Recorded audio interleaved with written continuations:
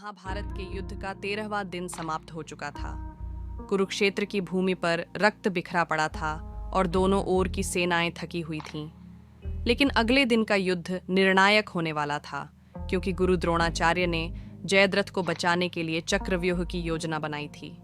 उसी रात कर्ण ने दुर्योधन से एक वचन दिया कि वह अगले दिन अर्जुन सहित 5 पांडवों का वध कर देगा। कर्ण को यह शक्ति स्वयं भगवान परशुराम और दुर्वासा आर्षि के आशीर्वाद से प्राप्त हुई थी। एक समय की बात है जब कर्ण ने अपनी असीम भक्ति और सेवा भाव से दुर्वासा आर्ष्य को प्रसन्न किया था। प्रसन्न होकर आर्ष्य ने उसे 5 दिव्य तीर दिए और कहा, ये तीर अमोघ हैं। जब भी तुम इन्हें चलाओगे ये अपने लक्ष्य तक पहुंचकर ही रहेंगे। इन्हें कोई नहीं रोक सकता, यहाँ तक कि स्वयं भगवान भी नहीं। लेकिन याद रखना, यदि तुम इन्हें व्यर्थ में इस्तेमाल करोगे तो ये नष्ट हो जाएंगे। कर्ण ने इन तीरों को अपने तरकश में सुरक्षित रख लिया और प्रतिज्ञा ली कि वह इनका उपयोग केवल तब करेगा जब समय उचित होगा। महाभारत युद्ध के 13वें दिन की रात दुर्योधन कर्ण के शिविर में पहुंचा। उसकी आंखों में चिंता थी। अंगराज, क्या तुम मुझे वचन दे सकते हो कि कल अर्जुन और उसके भाइयों का अंत निश्चित है?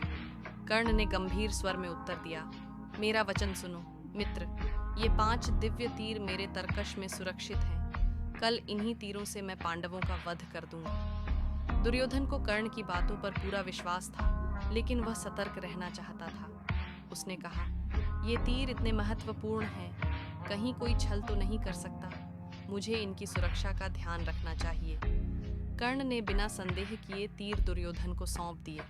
उसने तीरों को अपने शिविर में रख लिया और संतोष की नींद सो गया। उधर पांडवों के शिविर में श्री कृष्ण ने युधिष्ठिर और अर्जुन को यह सूचना दी कि कर्ण के पास 5 ऐसे तीर हैं जिनसे बचना असंभव है। यदि कर्ण ने उन्हें छोड़ दिया तो पांडवों का अंत निश्चित था।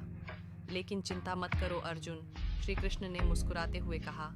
कर्ण को उन तीरों को छोड़ने से पहले ही उनसे वंचित करना होगा, और यह कार्य केवल एक ही व्यक्ति कर सकती है, माता कुंती। सुबह होने से पहले जब आकाश में हल्का अंधकार छाया हुआ था, माता कुंती कर्ण के शिविर में पहुंची। कर्ण अपने शिविर के बाहर गंगा जल से आचमन कर रहा था। उसने जैसे ही अपनी माता को देखा, वह चौंक गया। माता, इस समय आप यहाँ? कुंती की आंखों में आंसू थे। उन्होंने स्नेहपूर्ण स्वर में कहा, पुत्र, मैं तुमसे कुछ मांगने आई हूँ। कर्ण ने आदरपूर्वक उत्तर दिया, माँ, मैं आपको खाली हाथ नहीं जाने दूंगा। जो कुछ भी आप मांगेंगी मैं अवश्य दूंगा। कुंती ने गहरी सांस ली और कहा, तो मुझे वचन दो कि तुम मुझे कुछ भी देने से इनकार नहीं करोगे। कर्ण ने बिना कुछ सोचे विचारे अपना वचन दे दिया। तब कुंती ने कहा, पुत्र, मैं तुमसे वे 5 तीर मांगने आई हूँ जिनसे तुम मेरे 5 पुत्रों का वध करने वाले हो। यह सुनकर कर्ण स्तब्ध रह गया। वह समझ गया कि यह सब श्री कृष्ण की योजना का हिस्सा है, लेकिन वह अपने वचन से पीछे नहीं हट सकता था। उसने सिर झुका लिया और कहा, माता, आपके कहने से मैं इन तीरों को आपको दान करता हूँ, लेकिन याद रखना, आपने मुझसे मेरा सबसे शक्तिशाली अस्त्र ले लिया है। कुंती की आंखों में आंसू थे, लेकिन उन्होंने कोई उत्तर नहीं दिया। वह उन तीरों को लेकर चली गई और इस तरह पांडवों का जीवन बच गया। जब दुर्योधन जागा और उसने देखा कि उसके पास रखे तीर गायब थे, तो वह क्रोध में जल उठा। वह कर्ण के पास गया और बोला, अंगराज, यह क्या हुआ? हमारे पास वे तीर नहीं रहे, अब तुम पांडवों को कैसे मारोगे? कर्ण ने दुखी मन से कहा, माता कुंती ने वह तीर मुझसे दान में मांग लिए। मैं अपना वचन तोड़ नहीं सकता था। दुर्योधन का चेहरा क्रोध से लाल हो गया। वह कुछ बोलने ही वाला था कि श्री कृष्ण और अर्जुन वहां आ पहुंचे। श्री कृष्ण मुस्कुराए और बोले, कर्ण, अब भी समय है। अपने हृदय में सत्य और धर्म को स्थान दो। कर्ण ने उत्तर दिया, मुझे अपने कर्मों का भान है माधव। मैं जानता हूँ कि मेरा जीवन किस ओर जा रहा है, लेकिन मैं अपने मित्र को धोखा नहीं दे सकता। इसके बाद जब कुरुक्षेत्र में कर्ण और अर्जुन का अंतिम युद्ध हुआ, तो अर्जुन ने कर्ण को अपने बाणों से छलनी कर दिया। कर्ण के रथ का पहिया धरती में धंस चुका था और वह असहाय हो गया था। उसी क्षण श्री कृष्ण ने अर्जुन को आदेश दिया, अब समय आ गया है पार्थ, यह मत भूलो कि यदि आज कर्ण के पास वे 5 तीर होते तो यह युद्ध समाप्त हो चुका होता।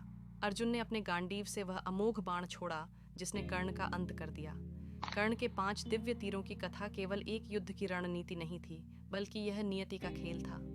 कर्ण ने अपने दानवीरता के स्वभाव के कारण वह तीर त्याग दिए, जिससे पांडवों की विजय सुनिश्चित हुई।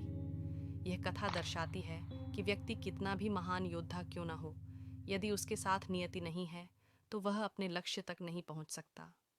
कर्ण अपनी दानवीरता और मित्रता के लिए इतिहास में अमर हो गया, लेकिन उन 5 तीरों के बिना वह अर्जुन के सामने असहाय रह गया।